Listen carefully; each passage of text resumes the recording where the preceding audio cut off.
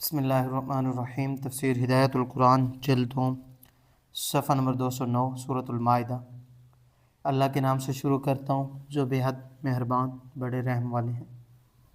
سورۃ المائدہ نمبر شمار 5، نزول کا نمبر 112، آیات کی تعداد 120، رکوع کی تعداد 16۔ مائدہ کے معنی ہے کھانا چنا ہوا دسترخوان، بھرا ہوا خوان، خالی دسترخوان۔ خالی دسترخوان کو عربی میں سفرہ کہتے ہیں۔ عورتیں گھر میں ہوتی ہیں تو بھرا ہوا دسترخوان بچھتا ہے، اس لیے سورۃ النساء کے بعد اب سورۃ المائدہ آئی ہے اور یہ جز سے کل کا نام رکھا گیا ہے۔ سورت کے آخر میں حواریوں کے حضرت عیسیٰ علیہ السلام سے ایک درخواست کا ذکر آیا ہے۔ انہوں نے درخواست کی تھی کہ اللہ تعالیٰ آسمان سے کھانے کا بھرا ہوا دسترخوان نازل فرمائے۔ چنانچہ حضرت عیسیٰ علیہ السلام نے دعا کی اور مائدہ نازل ہوا۔ اس واقعہ سے سورت کا نام المائدہ رکھا گیا۔ سورۃ النساء کا بڑا حصہ احکام پر مشتمل تھا اور آخر میں حقیقی اور الاتی بھائی بہنوں کی میراث کا ذکر ہے۔ یہ سورت بھی احکام سے شروع ہو رہی ہے، اس کا بھی بڑا حصہ احکام پر مشتمل ہے۔ یہ سورت کا سورت سے ارتباط ہے اور اس سورت کی شروع میں ایک قاعدہ کلیہ بیان فرمایا ہے، اوفوا بالعقود، معاہدوں کو پورا کرو۔ حقیقی اور الاتی بھائیوں کے ساتھ عصوبت کا تعلق ہے، یہ مضبوط خاندانی رشتہ ہے، اس کی پاسداری ضروری ہے، اس لیے میراث میں ان کا بھی حق رکھا گیا ہے۔ یہ گزشتہ سورت کے آخر کا اس سورت کے آغاز سے ارتباط ہے۔ بسم اللہ الرحمن الرحیم۔ سورۃ المائدہ مدنی سورت ہے۔ یا ایھا الذین آمنوا اوفوا بالعقود احلت لکم بہیمۃ الانعام الا ما یتلی علیکم غیر محل الصید وانتم حرم ان اللہ یحکم ما یرید۔ لفظی معنی، بسم اللہ الرحمن الرحیم، اللہ کے نام سے بے حد مہربان الرحیم نہایت رحم والے۔ یا ایھا الذین، اے لوگو، آمنو ایمان لاؤ، اوفو پورا کرو، بالعقود معاہدوں کو، احلت لکم حلال کیے گئے تمہارے لیے، بہیمۃ الانعام چرنے والے پالتو جانور، الا ما یتلا مگر جو پڑھے جائیں، علیکم تم پر، آگے غیر نہ محل الصید جائز کرنے والے شکار کو، وانتم حرم جبکہ تم احرام میں ہو۔ ان اللہ بے شک اللہ تعالیٰ یحکم فیصلہ کرتے ہیں، ما یرید جو چاہتے ہیں۔ اوفا لغوی معنی افا بمعنی پورا کرنا، لغت کے اندر اوفا افام بمعنی پورا کرنا۔ سورت کی پہلی آیت نہایت اہم ہے، ایک ضابطہ کلیہ سے شروع ہوئی ہے، جو معاہدہ کیا جائے اسے پورا کیا جائے۔ ارشاد فرماتے ہیں، مسلمانوں معاہدوں کو پورا کرو، تم نے جس کسی سے کوئی قول و قرار کیا ہے اس کی تکمیل کرو، اس کی خلاف ورزی مت کرو۔ عقود عقد کی جمع ہے، عقد کے معنی ہے باندھنا، ایک چیز کو دوسری چیز کے ساتھ گرہ لگا کر مضبوط باندھنا۔ اس کا ترجمہ عہد و پیمان اور قول و قرار کیا جاتا ہے۔ اس میں تمام تکالیف شرعیہ اور احکام دینیہ آ جاتے ہیں جن کی تعمیل بندوں کے لیے ضروری ہے۔ نیز امانات اور معاملات کے جملہ عہد و پیمان بھی اس میں شامل ہے، جن کا پورا کرنا شرعاً اور اخلاقاً ضروری ہے۔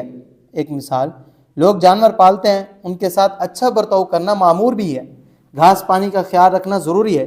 نبی کریم صلی اللہ علیہ وسلم ایک اونٹ کے پاس سے گزرے جس کی پیٹھ بھوک کی وجہ سے اس کے پیٹ سے مل گئی تھی، بس آپ علیہ الصلوۃ والسلام نے فرمایا، ان بے زبان جانوروں کے بارے میں اللہ سے ڈرو، ان پر ٹھیک طرح سواری کرو اور ان کو ٹھیک طرح چرنے کے لیے چھوڑو۔ یا ایھا الذین آمنوا اوفوا بالعقود، ترجمہ اے لوگو جو ایمان لائے ہو، معاہدوں کو پورا کرو، خواہ معاہدوں کا تعلق اللہ تعالیٰ سے ہو یا مخلوق سے ہو، جسمانی تربیت سے تعلق ہو یا روحانی اصلاح سے، دنیوی مفاد سے تعلق ہو یا اخروی فلاح سے، شخصی زندگی سے تعلق ہو یا اجتماعی زندگی سے، صلح سے تعلق ہو یا جنگ سے، سب عہد و پیمان کو پورا کرنا ہے۔ ایک مسلمان کی ذمہ داری ہے خلاف ورزی کی صورت میں سخت مواخذہ ہو۔ غذا کی ضرورت سے پالتو جانوروں کو ذبح کرنا جائز ہے۔ جاننا چاہیے کہ اردو میں حلال کرنا شریعت کے مطابق ذبح کرنے کو کہتے ہیں، اور عربی میں احل الشیء احلالا کے معنی ہے مباح و جائز کرنا۔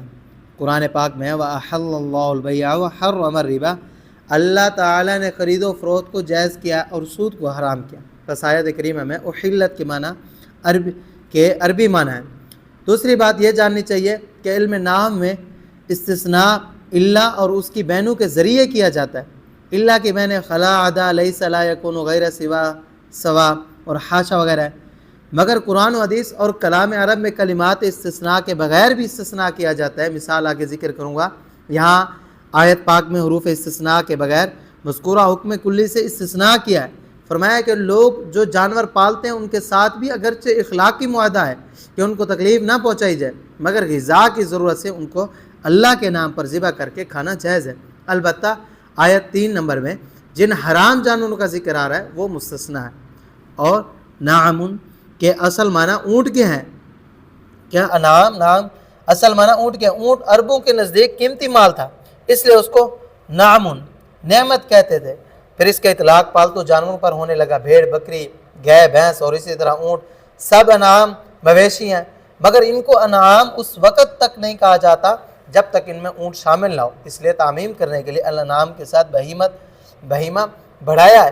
بہیمتن وہ جانور کہلاتے ہیں جن کی آواز میں ابہام ہوتا ہے، جن کی بات واضح طور پر سمجھ میں نہیں آتی۔ اور سورۃ الانعام کی آیت نمبر 143 میں ہے کہ اللہ تعالیٰ نے 8 نر و مادہ پیدا کیے ہیں، یہی مویشی حلال ہیں۔ گدھا اور خچر جو گدھے اور گھوڑی کے ملاپ سے پیدا ہوتے ہیں حرام ہے، اگرچہ وہ بھی پالتو جانور ہیں، اور یہ حرمت حدیث سے ثابت ہے۔ اور حلت و حرمت اور قربانی میں مادہ کا اعتبار ہے، اگر خچر کی ماں گھوڑی ہے تو حلال ہے۔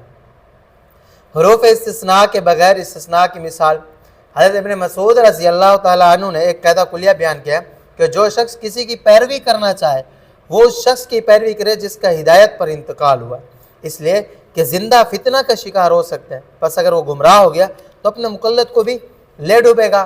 پھر حضرت ابن مسعود رضی اللہ تعالیٰ عنہ نے اس ضابطہ سے اولئک کے ذریعے صحابہ کرام رضوان اللہ تعالیٰ علیہ مجمعین کا استثناء کیا۔ فرمایا وہ گمراہی سے محفوظ ہیں، اس لیے زندہ صحابی کی پیروی کی جا سکتے ہیں۔ پھر آپ رضی اللہ تعالیٰ نے صحابہ کرام کی خصوصیات بیان فرمائی۔ نمبر 1 پہلی خصوصیت نمبر، صحابہ امت میں سب سے افضل ہے، یعنی وہ گمراہ ہو جائیں تو بدیگراں چرست سب سے افضل ہے، امت میں گمراہ ہو ہی نہیں سکتے۔ نمبر 2 صحابہ کے دل امت میں سب سے زیادہ نیک ہے، یعنی گمراہ وہ ہوتا ہے جس کا دل خراب ہے، اور صحابہ کا دل سب سے زیادہ نیک ہے امت میں۔ نمبر 3 ان کا علم امت میں سب سے زیادہ گہرا ہے، ان کا علم صحابہ کا علم امت میں سب سے زیادہ گہرا ہے، یعنی سطحی علم والا گمراہ ہوتا ہے۔ نمبر 4 وہ امت میں سب سے کم تکلف، یعنی بناوٹ کرنے والے، یعنی بتکلف باتیں بنانے والے ہی گمراہ ہوتے ہیں اور گمراہ کرتے ہیں، صحابہ ایسی بات نہیں کرتے۔ نمبر 5 اللہ تعالیٰ نے ان کو اپنے نبی کریم صلی اللہ علیہ وسلم کی صحبت یعنی رفاقت کے لیے چنا ہے، یعنی وہ گمراہ ہو جائیں تو اللہ تعالیٰ کے انتخاب پر حرف آئے گا۔ نمبر 6 ان کو سارے عالم میں اپنا دین برپا کرنے کے لیے منتخب کیا ہے، یعنی وہ دنیا میں پھیلیں گے اور لوگوں کو اللہ کا دین پہنچائیں گے، اور کسی ملک میں وہ اکیلے بھی جائیں گے، بس اگر ان لوگ ان کی بات پر اعتماد نہیں کریں گے تو وہ راہ راست کیسے پائیں گے؟ لہٰذا ان کی فضیلت پہچانو اور ان کے نشان قدم کی پیروی کرو، اور ان کے اخلاق اور ان کی سیرت کو جہاں تک تمہارے بس میں ہو اپناؤ، اس لیے کہ وہ دین کے سیدھے راستے پر۔ حضرت ابن مسعود رضی اللہ تعالیٰ عنہ نے قاعدہ کلیہ بیان، اس قاعدہ کلیہ سے صحابہ کا استثناء لفظ اولئک سے کیا ہے، معروف کلمات استثناء استعمال نہیں کیے۔ اسی طرح زیر تفسیر آیت کریمہ میں بھی حرف استثناء کے بغیر استثناء کیا، اور یہ روایت مشکات حدیث 193 باب الاعتصام میں رزین کے حوالے سے، اور ابن عبد البر رحمہ اللہ کی کتاب جامع بیان العلم و فضلہ کی جلد 2 صفحہ نمبر 119 میں بھی ہے۔ مشکات میں اس کے الفاظ درج ذیل، اس روایت کو عام طور پر طلباء سمجھتے نہیں، اس لیے نقل کر رہا ہوں۔ روایت کا کون سی کہ حضرت ابن مسعود رضی اللہ تعالیٰ عنہ نے فرمایا جسے کسی کی پیروی کرنی ہے، جسے کسی کی پیروی کرنی ہے وہ اس شخص کی پیروی کرے جس کا ہدایت پر انتقال ہو گیا، کیونکہ زندہ آدمی فتنہ کا شکار ہو سکتا ہے۔ پھر اس ضابطے سے استثناء فرمایا کہ یہ نبی کریم صلی اللہ علیہ وسلم کے صحابہ اس امت میں سب سے افضل ہے اور افضل تھے۔ ان کے نہایت دل جو تھے وہ دل نہایت پکیزہ تھے، ان کا علم نہایت گہرا تھا، ان میں بناوٹ نام کو بھی نہیں تھی۔ ان کو اللہ تعالیٰ نے اپنے نبی کی رفاقت کے لیے اور اپنے دین کو سارے جہاں میں برپا کرنے کے لیے چن لیا، لہٰذا ان کی برتری پہچانو اور ان کے اقوال و افعال کی پیروی کرو، اور ان کے اخلاق اور ان کی سیرت کو جہاں تک ہو سکے مضبوط پکڑو، اس لیے کہ وہ دین کے سیدھے راستے پر تھے۔ احلت لکم بہیمۃ الانعام، इल्ला मा युतला अलैकुम, तर्जुमा तुम्हारे लिए पालतू चौपाए हलाल किए गए हैं, अलावा उनके जिनका जिक्र आगे आएगा।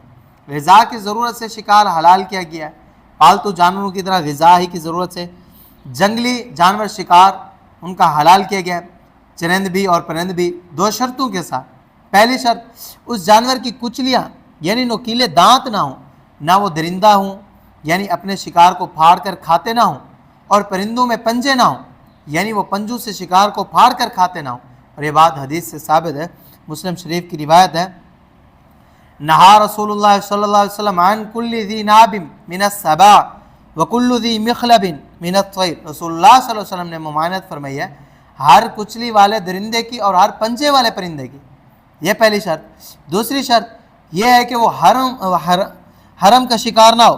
हरम का शिकार मुतलकन हराम है और एहराम की हालत में शिकार ना किया गया हो, अगरचे वो गैर हरम का शिकार हो, और उसकी वजह यह है कि हरम और एहराम ये शाइरुल्लाह से हैं, बस इनकी हुर्मत की पामाली जायज़ नहीं।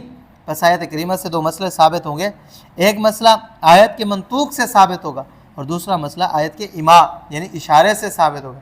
आयत का मंतूक यह है कि हालत एहराम में क्या हुआ, शिकार हराम है, किया हुआ शिकार हालत एहराम के अंदर जो शिकार किया वो हराम है, और हरम के शिकार की हुर्मत दलालतुन्नस से साबित होगी यानी बदरचा औला साबित होगी, और आयत के इमा से मालूम होगा कि गैर हरम और गैर एहराम का शिकार हलाल है। और ये अंदाज़ बयान इसलिए इख्तियार किया गया कि मसला की दलील भी साथ ही आ जाए और आइंदा आयत के शुरू में जो हुक्म कुल्ली बयान किया है उससे मजमून मरबूत भी हो जाए। गैर मुहल्लिल सैद व अंतुम हुरुम, और दरा हाल के तुम शिकार को जायज़ करने वाले ना हो जबकि तुम किस में हो, व अंतुम हुरुम एहराम में हो। मसला नंबर एक, मुहर्रम ने अगर शिकार करने में ताअवुन किया, जिसने एहराम पहना हुआ था, ज़ेबा किया, इशारा किया, रहनुमाई की या किसी भी तरह मदद की, और हलाल ने शिकार किया, तो भी शिकार मुर्दार हो जाएगी, उसको कोई नहीं खा सकता और उसकी जज़ा वाजिब है। दूसरा मसला, हरम शरीफ में पालतू जानवर मुर्गे बकरी वगैरह मुहर्रम और गैर मुहर्रम वो ज़िबा कर सकते हैं। एक खलजान का जवाब, जैन मत वाले यानी पारसी ग़िज़ा की ज़रूरत से भी जानवर के ज़िबा के रवादार नहीं और आर्यन हिंदू गाय के ज़िबा की इजाज़त नहीं देते, इसलिए आयत के आखिर में फरमाया कि अल्लाह ताला जो चाहते हैं वो फ़ैसला करते हैं। तमाम मखलूक़ात उन्होंने पैदा की हैं और सबकी रोज़ी का इंतज़ाम भी उन्होंने किया है। बस जिस तरह दरिंदों की ग़िज़ा के लिए शिकार को जायज़ किया है, इंसानों की ग़िज़ा के लिए भी पालतू जानवरों का और शिकार को हलाल किया है। इंसान के आखिरी दांत भी गोल है, बस वो भी गोश्तखोर है, इसलिए उन्होंने इंसान की ग़िज़ाई ज़रूरत से अल्लाह के नाम पर ज़िबा किया हुआ जानवर हलाल किया है, और जिन जानवरों के गोश्त में मुज़र्रत थी उनको हराम किया है। इन्नल्लाह यहकुमु मा युरीद, बेशक अल्लाह ताला जो चाहते हैं फ़ैसला करते हैं, उनके फ़ैसले में कौन ऐब निकाल सकता है, कोई भी नहीं निकाल सकता। आगे आयत मुबारका, या अय्युहल्लज़ीना आमनू ला तुहिल्लू शआइरल्लाह वला शहरल हराम वलल हदिय वलल क़लाइद वला आमीनल बैतल हराम यब्तगून फ़ज़लन मिन रब्बिहिम व रिज़वाना व इज़ा हलल्तुम फ़स्तादू वला यजरिमन्नकुम शनआनु क़ौमिन अन सद्दूकुम अनिल मस्जिदिल हराम अन तअतदू व तआवनु अलल बिर्रि वत्तक़वा वला तआवनु अलल इस्मि वल उद्वान वत्तकुल्लाह इन्नल्लाह शदीदुल इक़ाब।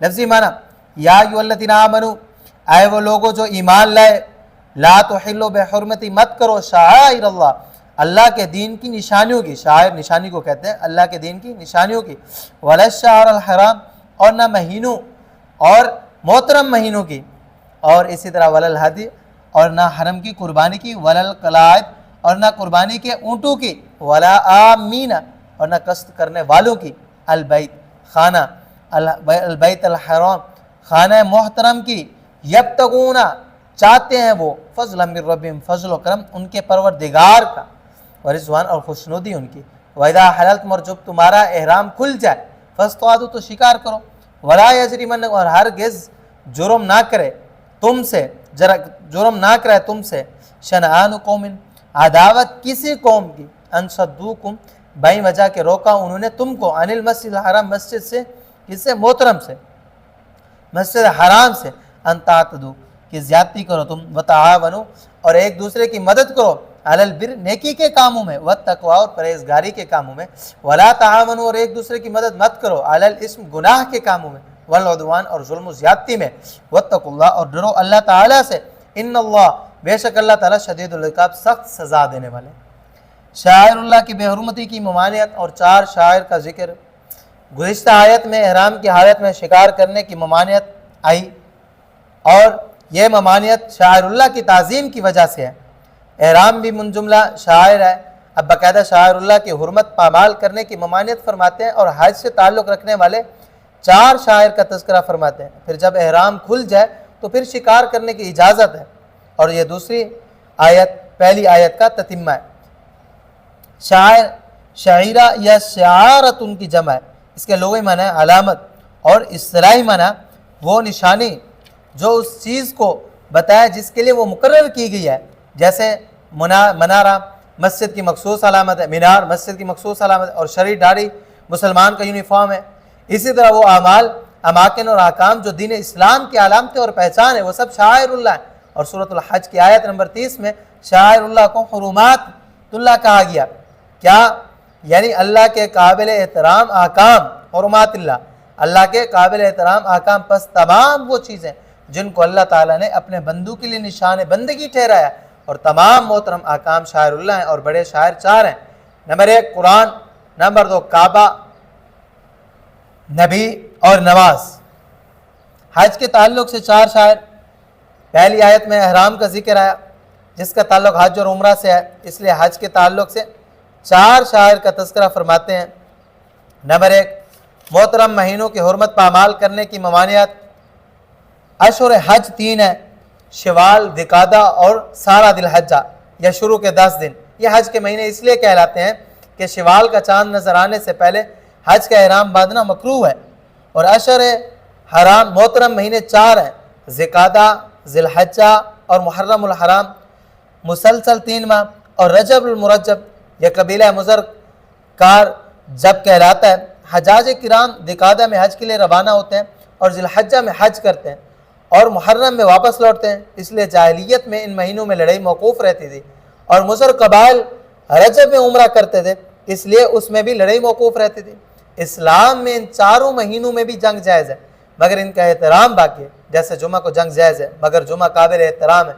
بس آیت کریمہ میں اشہر الحرام سے 3 ماہ ذوالقعدہ، ذی الحجہ اور محرم مراد ہیں، ان میں زیادہ سے زیادہ عبادت کرنی چاہیے، گناہوں سے بچنا چاہیے۔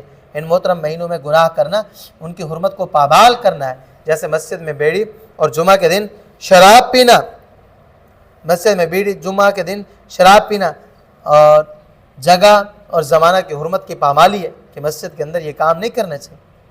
نمبر 2 دوسرا شاعر، ہدی کے چھوٹے جانور کی بے حرمتی نہ کرنا۔ ہدی ہر قربانی کے جانور کو کہتے ہیں جس کو حج یا عمرہ کرنے کے لیے کرنے والے مکہ معظمہ لے جاتے ہیں، مگر یہاں چھوٹا جانور بھیڑ بکری مراد ہے، اس لیے کہ آگے قلائد کا ذکر آ رہا ہے، اس تقابل کی وجہ سے تخصیص ہوئی ہے، ورنہ ہدی عام ہے۔ حج کرنے والے اور عمرہ کرنے والے حرم شریف میں قربانی کرنے کے لیے گھر کی پلی ہوئی بھیڑ بکریاں لے کر جاتے تھے۔ سن 9 ہجری میں حضرت ابوبکر رضی اللہ تعالیٰ عنہ حج کرانے کے لیے گئے تھے، نبی کریم صلی اللہ علیہ وسلم نے ان کے 700 بکریاں قربانی کے لیے بھیجی تھی، اور ہدایہ کا احترام کیا جائے، ان کی خدمت کی جائے، ان کو ستایا نہ جائے، یہ ان کی حرمت کی پامالی ہے۔ تیسرا شاعر، ہدی کے بڑے جانور یعنی اونٹ کی بے حرمتی نہ کرنا۔ عرب میں بھینس تو ہوتی نہیں اور گائے بہت نادر ہے، البتہ اونٹوں کی فراوانی ہے۔ بڑے لوگ حج اور عمرہ میں اونٹ قربانی کے لیے لے جاتے تھے، نبی کریم صلی اللہ علیہ وسلم بھی عمرۃ القضاء میں اونٹ لے گئے تھے، اور حجۃ الوداع میں 100 اونٹ قربانی کے لیے ساتھ تھے۔ اونٹ کے گلے میں پرانا چپر رسی میں باندھ کر لٹکایا جاتا تھا، یہ اس کے ہدی ہونے کی علامت ہوتی تھی۔ راستے میں لوگ ان کو لوٹتے نہیں تھے، خدمت کرتے تھے، اور گلے کا یہ ہاتھ ٹوٹ بھی سکتا ہے، اس لیے نبی کریم صلی اللہ علیہ وسلم نے اونٹوں کا اشعار بھی کیا تھا۔ اشعار کے لغوی معنی ہے اطلاع دینا، اور اس کے اصطلاحی معنی ہے کوہان کی ایک طرف ذرا سا چیر دینا یہاں تک کہ خون نکل آئے۔ یہ اس امر کی نشانی ہوتی تھی کہ یہ قربانی کا اونٹ ہے، اگر گلے کا ہار ٹوٹ بھی جائے تو اس لازمی نشانی سے پہچان لیا جائے کہ یہ ہدی کا اونٹ ہے۔ پھر فقہا کے اندر اختلاف ہوا کہ اشعار سنت ہے یا صرف حدیث ہے، یعنی خاص وجہ سے یہ عمل کیا گیا تھا۔ امام حنیفہ رحمہ اللہ نے فرمایا یہ سنت نہیں، قرآن کریم نے صرف قلادہ کا ذکر کیا، اگر اشعار سنت ہوتا تو اس کا بھی ذکر کیا جاتا، جیسے کھڑے ہو کر پیشاب کرنا سنت نہیں، عذر کی صورت میں جواز کے لیے نبی کریم صلی اللہ علیہ وسلم نے ایک مرتبہ یہ عمل کیا۔ اسی طرح حیض کی حالت میں بیوی کو ساتھ لٹانا سنت نہیں، بلکہ اعتزال مطلوب کی وضاحت کے لیے، اعتزال مطلوب کی وضاحت کے لیے 2-3 بار آپ صلی اللہ علیہ وسلم نے ازواج کو ساتھ لٹایا ہے۔ اور ائمہ ثلاثہ رحمہم اللہ اشعار کو سنت کہتے ہیں، ایسا اختلاف بہت سے مسائل میں ہوا ہے۔ وَلِكُلٍّ وِجْهَةٌ هُوَ مُوَلِّيهَا فَاسْتَبِقُوا الْخَيْرَاتِ، اور ہر شخص کا ایک قبلہ رہا ہے، وہ اس کی طرف منہ کرنے والا ہے، بس تم نیک کاموں میں تغابو کرو، خواہ مخواہ امام اعظم رحمہ اللہ کی پگڑی مت اچھالو۔ ان کی دلیل یہ آیت کریمہ ہے، اس میں صرف گلے میں ہار ڈالنے کا ذکر ہے، اشعار کا ذکر نہیں۔ سوال ہوتا ہے یہاں پہ کہ امام صاحب رحمہ اللہ نے، امام ابو حنیفہ رحمہ اللہ نے اشعار کو بدعت کہا ہے، جبکہ نبی کریم صلی اللہ علیہ وسلم سے اشعار ثابت ہے۔ پھر اگر اشعار سنت نہیں تو جواز تو ثابت ہوگا، پھر اس کو بدعت کہنا صحیح کیسے ہوا؟ تو اس کا جواب یہ ہے کہ امام اعظم رحمہ اللہ نے مطلق اشعار کو بدعت نہیں کہا، بلکہ ان کے زمانے میں جس طرح لوگ بے دردی سے اشعار کرتے تھے اس کو بدعت کہا ہے۔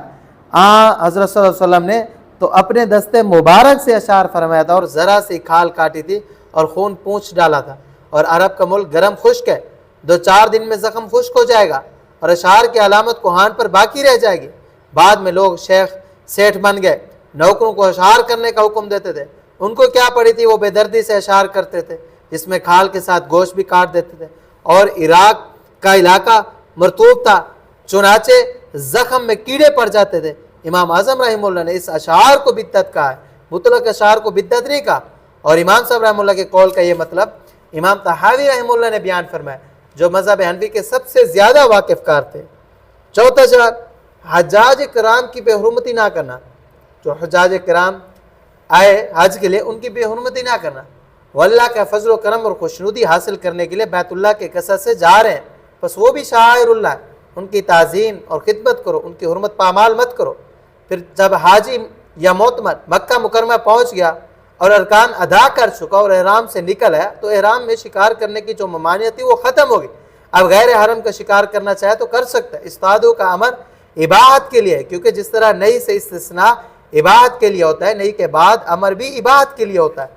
جیسے کہیں یہاں کوئی نہ بیٹھے مگر زید مستثنیٰ ہے تو زید کے لیے بیٹھنے کا جواز ثابت ہوگا، اور حکیم مریض سے کہے کھٹا نہ کھانا، پھر ایک وقت کے بعد کہے کھٹا کھاؤ، تو یہ امر اباحت کے لیے ہوگا، وجوب ثابت نہ ہوگا۔ آگے آیات مبارکہ کا ترجمہ، یا ایھا الذین آمنوا لا تحلوا، اے وہ لوگوں جو ایمان لائے ہو، اللہ کے دین کی خاص علامتوں کی بے حرمتی مت کرو۔ یہ ضابطہ کلیہ ہے، اس کے ماتحت 4 چیزیں بیان کی ہیں جو سب شعائر اللہ ہیں۔ پہلی چیز کیا؟ اور نہ محترم مہینوں کی، اور نہ حرم میں قربان ہونے کے لیے جانے والی بھیڑ بکریوں کی، اور نہ گلوں میں پٹا پڑے ہوئے اونٹوں کی، اور نہ محترم گھر کے قصد کرنے والوں یعنی حاجیوں اور معتمرین جو عمرہ کرنے والے ان کی، وہ لوگ جو اپنے پروردگار کا فضل و کرم اور خوشنودی کے خواستگار ہیں، اور جب تم احرام کھولو تو شکار کرو۔ حجاج اور معتمرین مقامی لوگوں کے ساتھ زیادتی نہ کریں۔ جو لوگ حج یا عمرہ کا احرام باندھ کر اللہ کے فضل و کرم اور خوشنودی کے طالب بن کر مکہ مکرمہ جا رہے ہیں، ان کو شعائر اللہ میں داخل کیا ہے، بس وہ لوگ مکہ مکرمہ پہنچ کر اس بات کا خیال رکھیں کہ وہ مقامی لوگوں کے ساتھ زیادتی نہ کریں، مالک مکان کے ساتھ یا ڈرائیور کے ساتھ نہ الجھے، صبر سے کام لیں۔ سورۃ البقرہ کی آیت نمبر 197 میں وَلَا جِدَالَ فِي الْحَجِّ، حج میں کسی سے جھگڑا نہ کریں، جھگڑتے ہوئے کبھی آدمی آپے سے باہر ہو جاتا ہے اور زیادتی ہو جاتی ہے، تو ایسا نہیں کرنا چاہیے۔ شان نزول آیات مبارکہ کا، یہ آیت صلح حدیبیہ کے بعد عمرہ قضاء سے پہلے نازل ہوئی۔ کیا مکہ والوں نے مسلمانوں کو عمرہ کرنے سے روک دیا تھا؟ اس وجہ سے مسلمان بپھرے ہوئے تھے، اندیشہ تھا کہ جب عمرہ قضاء کے لیے جائیں گے تو مکہ والوں کے ساتھ کوئی معاملہ کریں گے، کوئی لڑائی ہو جائے گی۔ بس یہ آیت نازل ہوئی اور مسلمانوں کو ہدایت دی کہ وہ مقامی لوگوں کے ساتھ جواباً بھی زیادتی نہ کریں، وہ یاد رکھیں کہ وہ اللہ کا فضل و کرم اور خوشنودی حاصل کرنے کے لیے گئے تھے۔ اگر وہ مقامی لوگوں کے ساتھ بد معاملگی کریں گے تو وہ مجرم سمجھے جائیں گے، جبکہ حجاج اور معتمرین کو گناہ سے بچنا چاہیے۔ سوال ہوتا ہے یہاں پہ اس صورت کا نزول اس صورت کا نزول کا نمبر 112 ہے، یعنی یہ صورت آخری دور کی ہے۔ بس اس آیت کے بارے میں یہ کہنا کہ صلح حدیبیہ کے بعد عمرہ قضاء سے پہلے نازل ہوئی، یہ کیسے صحیح ہو سکتا ہے؟ صلح حدیبیہ تو سن 6 ہجری میں ہوئی۔ تو اس کا جواب یہ ہے کہ نزول کا نمبر مجموعہ صورت کے اعتبار سے ہوتا ہے، اور بعض آیتیں پہلے نازل شدہ ہوتی ہیں مگر لوح محفوظ کی ترتیب میں بعد کی صورت میں ہوتی ہیں، جیسے اگلی آیت میں الیوم اکملت لکم بالکل آخر میں نازل ہوئی، مگر ترتیب سماوی کے اندر وہ اسی جگہ ہے۔ آیت مبارکہ کے ترجمہ ولا یجرمنکم شنآن قوم، اور تم سے ہرگز گناہ نہ کرائے کسی قوم کی عداوت اس وجہ سے کہ انہوں نے تم کو مسجد حرام سے روکا ہے کہ تم زیادتی کرو، یعنی تمہاری یہی زیادتی تمہارا گناہ ہوگی۔ ظلم و زیادتی نہ ابتداءً جائز ہے نہ رد عمل کے طور پر۔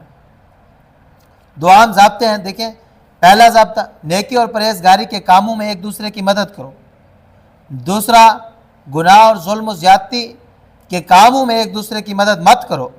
نیکی اور پرہیزگاری کے کاموں میں ایک دوسرے کی مدد کرو، گناہ اور ظلم و زیادتی کے کاموں میں ایک دوسرے کی مدد مت کرو۔ ان دونوں ضابطوں کا تعلق گزشتہ سبھی مسائل سے ہے، یعنی جو ان احکام پر عمل کرنا چاہے اس کی مدد کرو، اور ان کے خلاف کرنے لگے اس کی مدد مت کرو۔